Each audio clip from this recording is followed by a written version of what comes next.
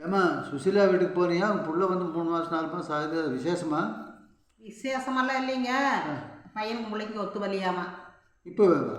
இப்போ வேணா இந்த சுசீலா கிட்ட நான் படித்து சொன்னேன். அட வேண்டாடி, இந்த மாதிரி கொடுத்து போட்டு அப்புறம் மறுபடி நீ கஷ்டப்பட வேண்டாம், நம்மளுக்கு தகுதியான இடமா ஏதோ அதை பாரு அப்படின்னு. அது ரொம்ப வசதியான இடம். அவங்க தகுதிக்கு இவங்க தகுதி வேணுமல்ல. இவங்களுக்கு வீடு வாசலும் கூட இல்லை. உள்ள படிச்சிருக்கிறா, உள்ள ஓரளவுக்கு நல்லா தான் இருக்கிறா, படிச்சிருக்கிறா அப்படின்னு சொல்லி அவங்க ஒரே பையன் ஒரே பிள்ளை தான் அவங்க வீட்டில், சுசீலா வீட்டில். அப்புறம் அங்கே ஒரே பையன். சரி, ஒரே பையன் செல்லக்குட்டி. ஆமாம், செல்லக்குட்டியாக இருக்கிறா, சொத்து நிறையா இருக்குது, ஐடியில் வேலையும் இருக்கிறா. இவங்க கொஞ்சம் யோசனை பண்ணணுமல்ல, நம்ம தகுதிக்கு இவங்க தகுதிக்கு நம்ம இவங்க எப்படியோ அதையெல்லாம் பார்க்காம 10 பவுனுங்கிறது 20 பவுன் கேட்டிருக்கிறாங்கன்னு வைங்க. அப்புறம் சரி எப்படியோ நகை போட்டு கொடுத்துடலாம் அப்படின்ட்டு, வசதி வேணுமில்ல அப்படின்ட்டு இவ எப்படியோ போட்டு கொடுத்துட்டா. சரி, போட்டு கொடுத்த பிறகு அப்புறம் பையன் என்னங்கிறா, எங்கள் அம்மாவுக்கு கொண்ட நகையெல்லாம் காட்டணும் அப்படிங்கிறா. எப்போ? 6 மாதம் பொறுத்தா? 3 மாதம் பொறுத்து. 3 மாதம் பொறுத்தான்னு கேட்டேன். அது வரைக்கும் நல்லா ஜாலியாக இருந்துட்டாங்க. அது வரைக்கும் அங்கேயும் இங்கேயும் போயிட்டு இருந்தா, நகை போட்டு போயிருந்துருக்குறா.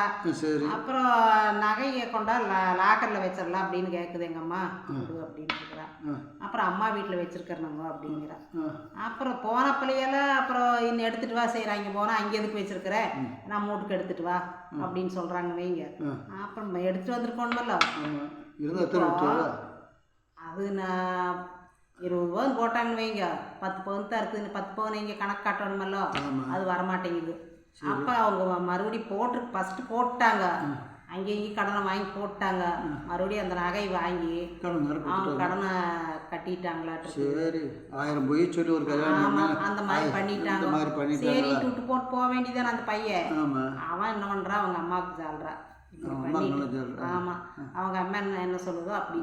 அப்புறம் அவங்க அப்பா என்ன பண்ணுறதாம்மா, அந்த ரூமில் இருந்ததுன்னா இயற்கை காற்று வருதில்ல, இந்த ஃபேன் எதுக்கு ஓடுது, கொஞ்சம் நேரம் ஓட வச்சு ஆஃப் பண்ணிடணும்.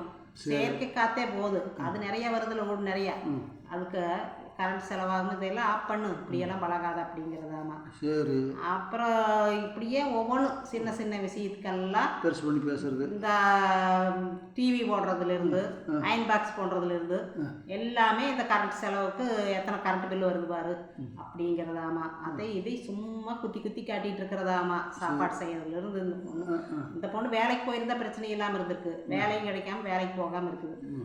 அப்புறம் என்ன பண்ணுறது, இந்த பையனை இன்னைக்கு ஒரு நாள் வர்றானா விட்டு போட்டு போயிடுறா. அப்புறம் பார்த்ததுன்னா ஒத்தே வரமாட்டேங்குது. இந்த எத்தனை நாள் இப்படியா இருக்கிறது இல்லை. இவன் பெங்களூர்லேயே என்னமோ வேலையில் இருக்கானல்லோ, சென்னையிலேயே என்னமோ, அங்கே கூட்டிகிட்டு போயிருந்துருந்தா பரவாயில்ல, இங்கே விட்டுட்டு போயிடுறா. அப்புறம் இவங்களுக்கு ஒத்தே வரல. அப்படி போயிருந்தாலும் நல்லா இருக்கலாம். அப்புறம் சரின்ட்டு பார்க்குறாங்க, அது ஒத்து வரல அப்படின்ட்டு அந்த புள்ளனாலேயே முடியல, ரொம்பவுமே டார்ச்சர் பண்ணுறாங்க. இந்த காலத்தில் இப்படியெல்லாம் நான் இருப்பேனா அப்படின்னு அந்த புள்ள. அப்புறம் 2 பேர்த்துக்கு இப்போ ஒத்து வராமல் அந்த புள்ள பார்த்து நீ முடியல. முதல்லையே அது யோசனை பண்ணியிருக்கணும், நம்மளுக்கு தகுதியான இடத்த பார்த்துருக்கணும். தகுதி இல்லாத இடத்துக்கு பொண்ணை கொடுத்து போட்டு வரதட்சணை கேட்டு அதுக்கு எப்படி இந்த பிள்ளை கொண்டு போய் கொடுத்துருக்கா, அந்த மாதிரி கொடுக்காம இருந்திருக்க வேண்டியது தானே. சரி, நம்மளுக்கு தகுதி ஏதோ அதைத்தான் வசதியெல்லாம் பார்த்துட்டு போவோம். என்ன ஸ்டேஷன் போயிட்டாங்களா? எல்லாம் போய் பிரச்சனையே முடிஞ்சு போச்சு. பையனுக்கு பிள்ளைக்கு ஒத்து வரல, பிரிஞ்சுக்கிறோம் அப்படின்ட்டாங்க. 2 பேரும் பிரிச்சுட்டாங்க. 2 பேரும் பிரிச்சுட்டாங்க. போய் நல்ல காரியம் பண்ணி வச்சுக்க, பிரிச்சு வச்சுட்டு வந்திருக்கேன். நான் ஒன்று பிரித்து வைக்கிறேன். நீ எதுக்கு போனேன்? பிரிச்சு வச்சுட்டு போயிருக்க. நம்மெல்லாம் சொன்னால் கேட்பாங்களா? அதெல்லாம் முடியாது. இது வேறு அப்படி. ஆமாம், நான் ஆரம்பத்தில் வேண்டான்னு தான் சொன்னேன், அந்த இடமே வேண்டாப்பா அப்படின்னு சொன்னேன். கேட்க மாட்டேன்ட்டா. பெரிய இடம்னு கொடுத்து அங்கே அத்தனை சொத்து இருக்குது, இத்தனை சொத்து இருக்குது, இப்போ அனுபவிக்க வேண்டியதே. ஏன் நல்ல வயல் ஊருக்குள்ளேயே ஒரு கம்மியான சம்பளமாக வாங்கிட்டு இருந்தாலும் ஊருக்குள்ளேயே இருக்கிற அருமையான வயல் அழகாக ராஜாவாட்டு இருக்கிற அவன் கட்டியிருக்க வேண்டியது தானே. சரி, சரி. அட சொத்துக்காக ஆசைப்பட்டே அப்படி போய் இந்த மாதிரி பொண்ணை கொடுக்குறாங்க அப்படிங்கிறதா என்னோட கேள்வி.